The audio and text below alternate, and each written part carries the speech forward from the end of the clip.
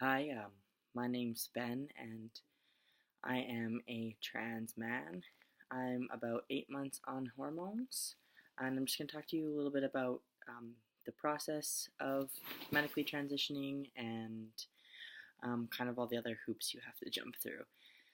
So, when I first um, came out as trans and I decided that I was going to medically transition, I did a Google search on how to even begin the process, and I nothing came up.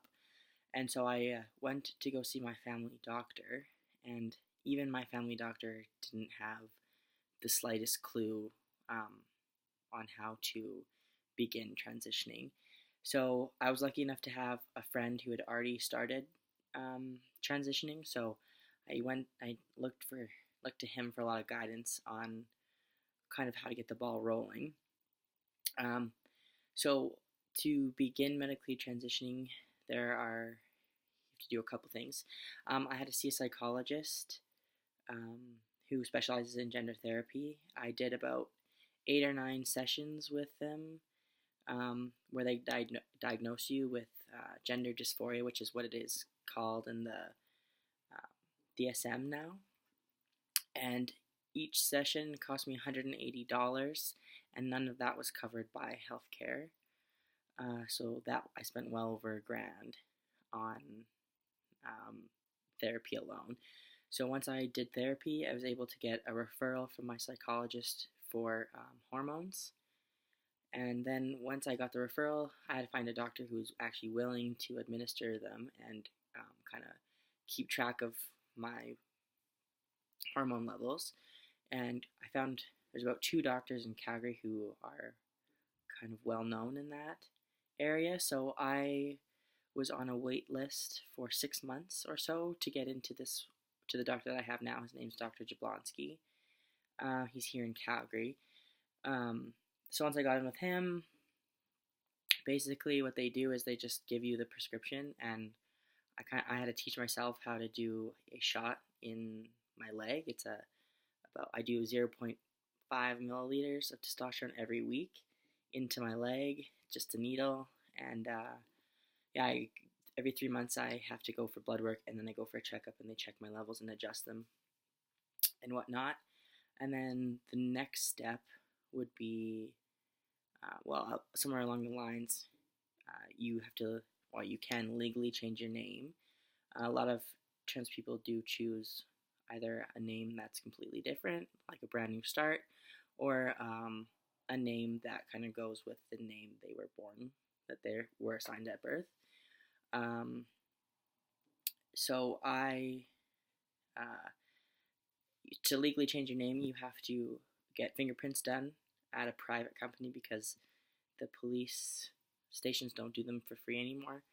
So you have to find a private company that costs about $80 to $100, and then you have to get the actual application for the legal change of name, which is around $180. So you're spreading um, over $200 just to change your name, um, and to change your gender marker on your license, your birth certificate, your passport, or anything like that. You have to before you used to have surgery, but now they've changed that because a lot of trans people don't um, go for like bottom surgery or like sex reassignment. Um, so now the lines are kind of blurred on how and when you can get that changed. But usually, if you get a letter from your doctor or like your psychologist or something like that, they can write a letter saying this is what's going on, and then often that will help. You can get your gender marker changed. So then the next step would be surgery if they do choose to medically transition, and which I am doing, and that would be top surgery for a trans man. And there's kind of 2 routes you can go with that. You can get it covered by healthcare, but in order to get it covered by healthcare, you have to see a psychiatrist. There's a wait list to get. There's only one psychiatrist in Calgary, and he has a 1-year wait list to get into him. And then once you see him and you get the referral for surgery, it's about a 1 or 2 year wait to get the surgery because um, only there's about 6 surgeons in Alberta who do them, and they only take 5 or 6 cases a year. So there's about 30 to 36 surgeries covered by healthcare every year, and there are tons of trans men who are transitioning, definitely more than 30. So another route you can take is to go private, and some places you need to have private would be paying out of your own pocket. Um, if you do it privately, some places ask you to be on hormones for a certain amount of time, um, and also to have like a letter from a psychiatrist.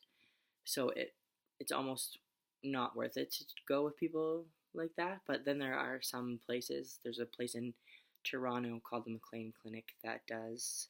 You don't have to be on hormones. You don't have to have a letter. It's kind of like if a woman wanted to get a breast implants, uh, no one would question her. So it's kind of the same thing at this um, clinic here. They don't question your motives behind it because they think if you're trying to do something so serious, you're doing it for the right reasons.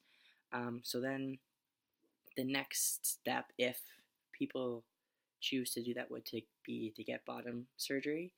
But that is, it's covered by healthcare, um, but there's like a 5 year wait list to get onto that. And also, you need to see a psychiatrist again. But it's also not perfected, so a lot of people don't they opt out of that. Um, but throughout this whole